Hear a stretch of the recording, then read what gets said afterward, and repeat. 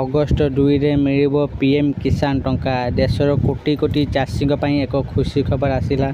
ଭାରତ ସରକାରଙ୍କ କୃଷି ମନ୍ତ୍ରାଳୟ ପ୍ରଧାନମନ୍ତ୍ରୀ କିଷାନ ଯୋଜନା ଅଧୀନରେ 20ତମ କିସ୍ତି ପ୍ରଦାନ କରିବାର ତାରିଖ ଘୋଷଣା କରିଛି।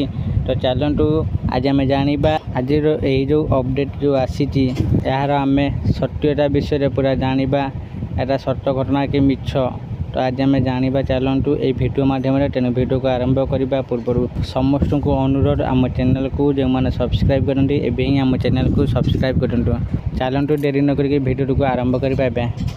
ଦେଶର କୋଟି କୋଟି ଚାଷୀଙ୍କ ପାଇଁ ଏକ ଖୁସି ଖବର। ଭାରତ ସରକାରଙ୍କ କୃଷି ମନ୍ତ୍ରାଳୟ ପ୍ରଧାନମନ୍ତ୍ରୀ କିଷାନ ଯୋଜନା ଅଧୀନରେ 20ତମ କିସ୍ତି ପ୍ରଦାନ କରିବାର ତାରିଖ ଘୋଷଣା କରିଛି। କୃଷି ମନ୍ତ୍ରାଳୟ କହିଛି ଯେ ପ୍ରଧାନମନ୍ତ୍ରୀ କିଷାନ ସମ୍ମାନ ନିଧି ପିଏମ୍ କିଷାନ ଯୋଜନା ଅଧୀନରେ 20ତମ କିସ୍ତିର ଟଙ୍କା ଆସନ୍ତା ମାସ 2 ତାରିଖରେ ସମସ୍ତ ଯୋଗ୍ୟ ଚାଷୀଙ୍କୁ ଦିଆଯିବ। କୃଷି ମନ୍ତ୍ରାଳୟ ମଙ୍ଗଳବାର ରାତିରେ ଏକ ପୋଷ୍ଟ ମାଧ୍ୟମରେ ଏହି ସୂଚନା ଦେଇଛି। ମନ୍ତ୍ରାଳୟ ଏହାର ସରକାରୀ ଏକ୍ସ ହ୍ୟାଣ୍ଡେଲରେ କହିଛି ଯେ ପ୍ରଧାନମନ୍ତ୍ରୀ କିଷାନର 20ତମ କିସ୍ତି 2 ଅଗଷ୍ଟ 2025ରେ ୟୁପିରେ ବାରାଣସୀର ଚାଷୀଙ୍କ ବ୍ୟାଙ୍କ ଆକାଉଣ୍ଟକୁ ସିଧାସଳଖ ସ୍ଥାନାନ୍ତରିତ ହେବା।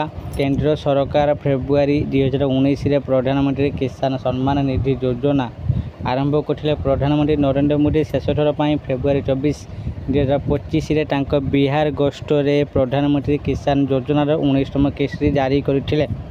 ଏହି ଯୋଜନା ଅଧୀନରେ ଭାରତ ସରକାର ସାରା ଦେଶରେ ଯୋଗ୍ୟ ଚାଷୀମାନଙ୍କୁ ପ୍ରତିବର୍ଷ 6,000 ଟଙ୍କାର ଆର୍ଥିକ ସହାୟତା ପ୍ରଦାନ କରନ୍ତି। ଏହି 6,000 ଟଙ୍କା ପ୍ରତି ମାସରେ 2,000 ଟଙ୍କାର 3ଟି କିସ୍ତି ଆକାରରେ ଚାଷୀମାନଙ୍କୁ ଦିଆଯାଏ।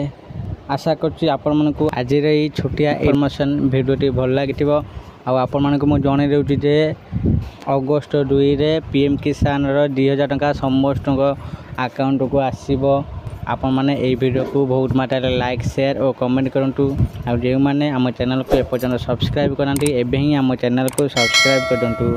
ଆଜି ପାଇଁ ଏତିକି, ପୁଣି ଦେଖାବ ଆଉ ଏକ ଭିଡ଼ିଓରେ।